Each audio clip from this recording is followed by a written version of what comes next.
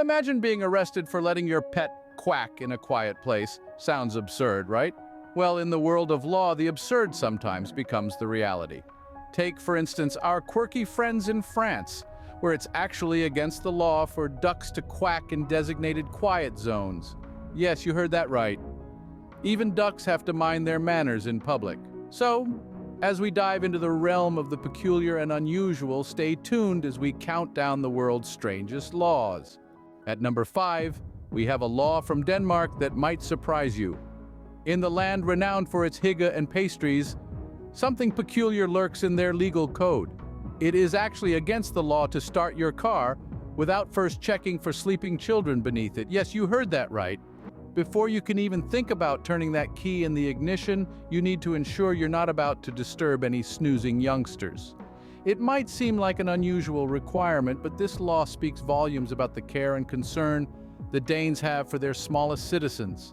After all, safety first is a universal mantra that we can all get behind.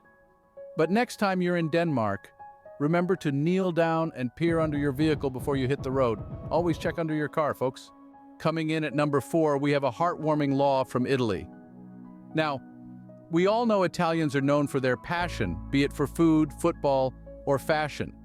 But did you know that they also have a deep passion for their pets, particularly dogs? In Italy, there is a law that requires a man to walk his dog at least 3 times a day. Yes, you heard that right. Not once, not twice, but thrice. This law exemplifies the Italian love for dogs and shows how much they value their well-being. It's not just about keeping the dogs physically active, but also about ensuring their emotional health. Now, you might be wondering, why is this law specifically targeting men? Well, it has roots in the traditional Italian culture where men are seen as the primary caretakers of pets in the family. This law is a reflection of that cultural aspect, emphasizing the responsibility a man has towards his furry friend. But don't be fooled into thinking this is a law only for men. Women, too, are encouraged to walk their dogs 3 times a day. The essence of this law lies in the love and care for pets, regardless of gender. It's a wonderful example of how laws can embody cultural values and promote love and compassion towards animals. This law also serves a social purpose. It encourages people to step out of their homes, engage with their community, and foster a sense of camaraderie among dog owners. It's not uncommon to see groups of people congregating in parks and streets, bonding over their shared love for dogs. So if you're planning to move to Italy and thinking about getting a dog, keep this law in mind. Remember, it's not just about fulfilling a legal requirement, but also about embracing the Italian way of life, one that is filled with love, passion, and a deep respect for the well-being of pets. So if you're planning to get a dog in Italy, remember the law of love. The third strangest law comes from the land of cheese and wine. Today, we're taking a journey to France, a country renowned for its culinary delights, romantic cities, and, as it turns out, some rather peculiar laws. Among these is one that would likely leave both history buffs and animal lovers scratching their heads. You see, in France, it's illegal to name a pig Napoleon. Yes, you heard that correctly. You can name your French pet pig anything you want, be it Porky, Miss Piggy, or even Babe, but call it Napoleon and you could be in for a legal wrangle. Now, you might be wondering what could possibly be the reasoning behind such a bizarre law? Well, it's all rooted in history. Napoleon Bonaparte, as you may know, was a prominent French military and political leader in the early 19th century. He played a crucial role in the wars that marked the French Revolution, and his actions shaped European politics in that era. In France, Napoleon is considered a national hero and a symbol of French pride and resilience. This law was put in place as a way to honor and respect his memory. Naming a pig, which is often associated with dirt and greed, after such a revered figure was seen as a slap in the face to French national pride. Interestingly, this law also reflects the broader cultural and historical importance of names in France. Names are not just identifiers, but carriers of meaning and respect. And in a country that takes its history and its pork seriously, the law against naming your pig Napoleon seems, in its own peculiar way, perfectly French. So next time you're in France and find yourself the proud owner of a pet pig, remember this peculiar law. You can call your pig virtually anything, dress it in the finest piggy couture, and feed it the best truffles. But Say cheese and name it Napoleon, not on French soil, my friend. Whatever you do, don't offend the French by naming your pig Napoleon. And who knows? Perhaps you'll find another name befitting your porcine pal that's just as grand. Hold on to your hats, folks. The second strangest law comes from none other than the romantic country of Italy. We all know Italy for its delicious pasta, stunning architecture, and passionate love stories.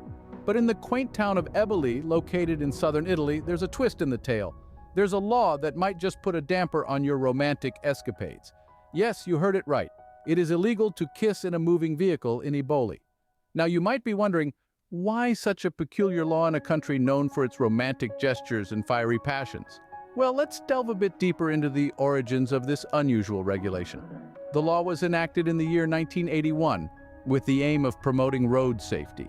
The local government was concerned that kissing while driving could distract drivers and lead to accidents.